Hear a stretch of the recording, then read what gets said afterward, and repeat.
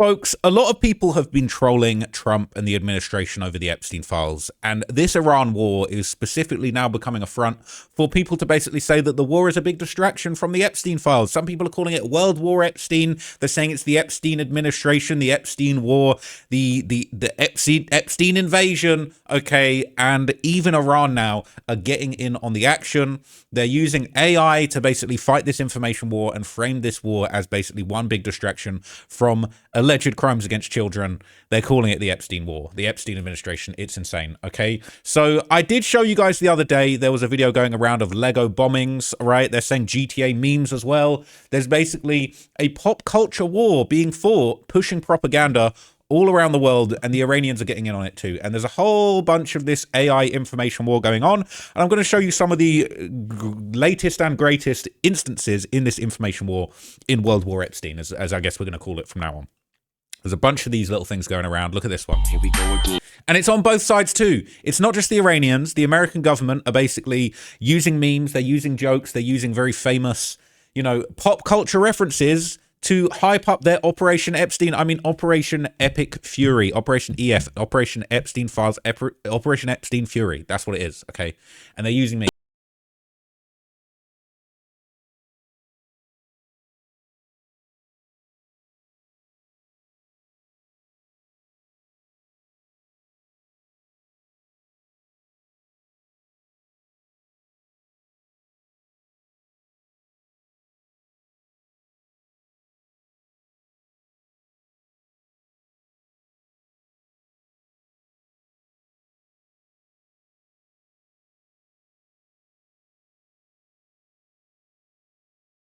How is this real? How is this really coming out of the White House? What has the state of the discourse devolved into? Now, this one actually really made me laugh, because if you follow my channel, you know I cover a lot of Chicago drill, Chicago street stories, all right? And often when somebody passes away in Chicago, they get a life-size cutout of the person at their funeral. They might take pics with it.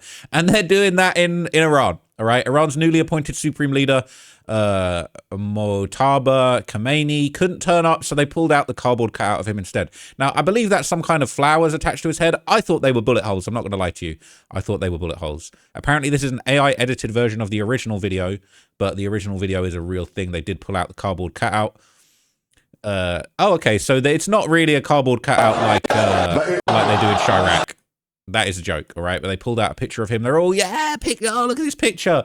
It is deranged, okay? This is now a holy war, and they're all worshipping their selection of martyrs. But the fact that this guy couldn't appear properly, even though he's the new supreme leader, speaks volumes, and they already did push his shit in, as far as I'm aware. Now, this is going around.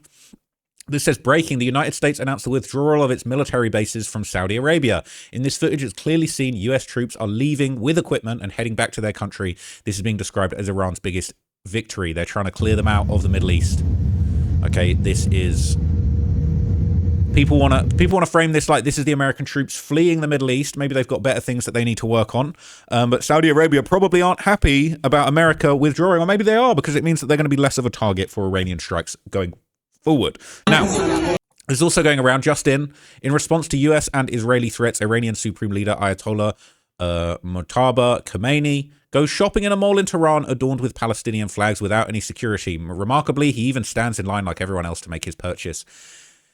This is pretty bold. This is what the leaders of Dubai did. They walked around the mall and they showed their presence. Some people said that they fled, but, you know, it's been unconfirmed, all right? But basically, they're showing the Ayatollah's outside. He's on the block, all right? They waving around, that was AI, but people had you thinking they were waving around cardboard cutouts, but he's out here in these streets.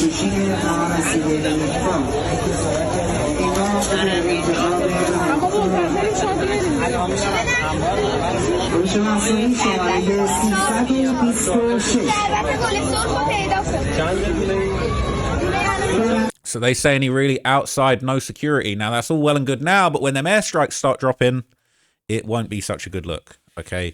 So there's more. Okay, Iran apparently bought millions of fake military equipment, fighter jets, air defense tanks, and fighter jets from China to trap American and Israeli Air Force. Okay, I believe that we have seen footage of some of these things being blown up. I don't know if it was, you know, the footage that we've seen of what looked like real military targets being blown up could have been these. I also saw rumors that they were painting fighter jets on the ground, and that was actually attracting genuine missile fire as well from the Americans. These are $1 million missiles that are being used to destroy inflatables. It is bizarre. Okay, it is actually bizarre.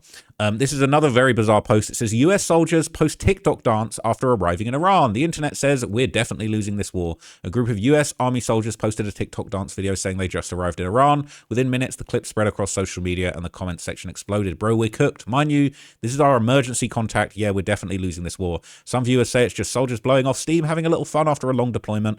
Others say if this is what troops are posting at the moment they arrive in a potential war zone, it doesn't inspire confidence. Is this harmless morale, or are we actually cooked? They playing Migos. I ain't gonna lie, they seem like they're ready to slide. I actually am inspired with utmost confidence. The utmost confidence. These brave ladies are about to catch all the hats, okay? They play in Migos. They might need to bump a little Chief Keef to get in the mood if they really want to catch some serious hats out there, okay? This is breaking news. Tehran releases shocking images from US military bases attacked by the Iranian Revolutionary Guard. Netanyahu and Donald Trump are apparently lying to the American people. Tel Aviv has fallen and the US has lost the war. Now, that's wishful thinking by some haters, but I would be interested in hearing what they say. My wife is in the hospital right now. She's sick. I want to be there with her, but I'm standing here protecting this border. Please keep her in your prayers. God bless America. I can't stop my tears. I think it's AI. I watched a true hero give his life for our country.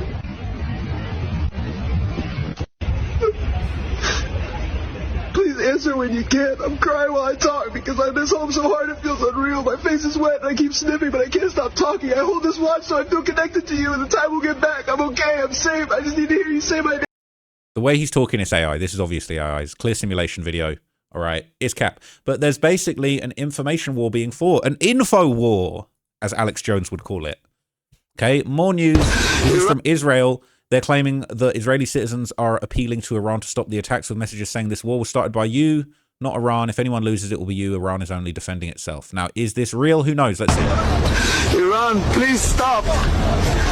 We lose, you win. Please stop. I think it's AI.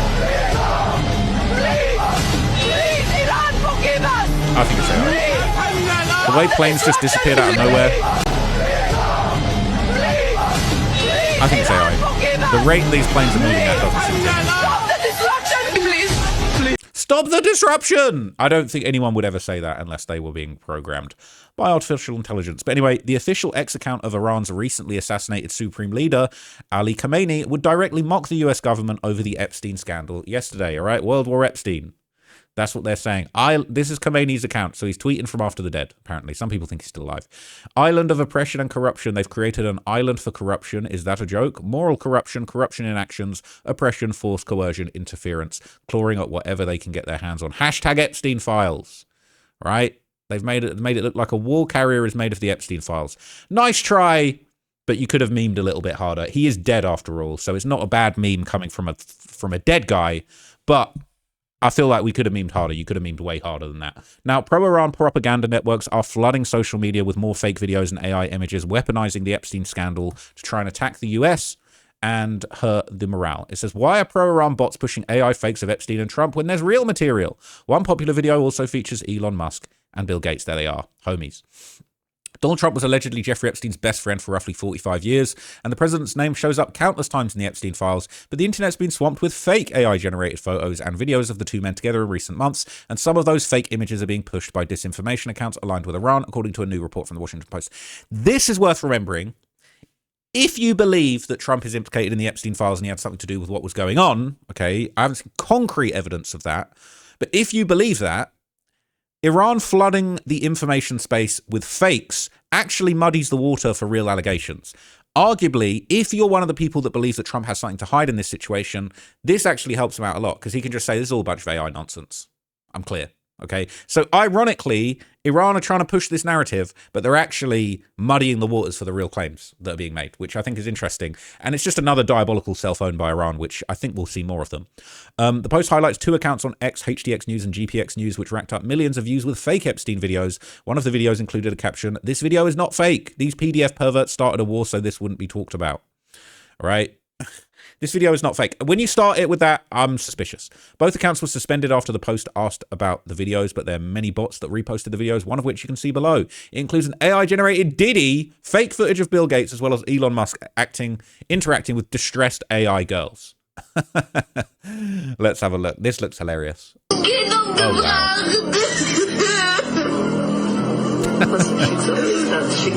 It's a diabolical fake. Oh, yeah. They're chilling, chatting. Oh, wow. Diddy in there, got Diddy feature. Chilling with Epstein, talking. Look at Elon pulling a kid. Oh, it's hilarious. Could have tried harder, honestly. Gimme, let me take this kid. He's just shaking the arm of the kid. They thought they cooked with this.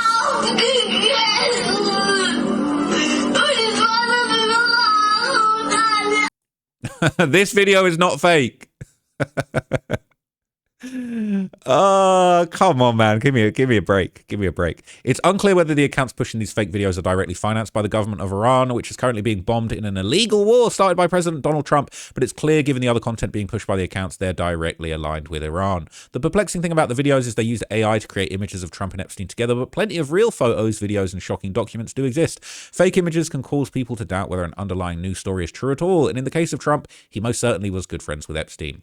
The Washington Post calls the idea that Trump bombed Iran in order to distract from the Epstein files a conspiracy theory. I agree with that, honestly. I don't think there's a million things he could have done to distract from this if he wanted to.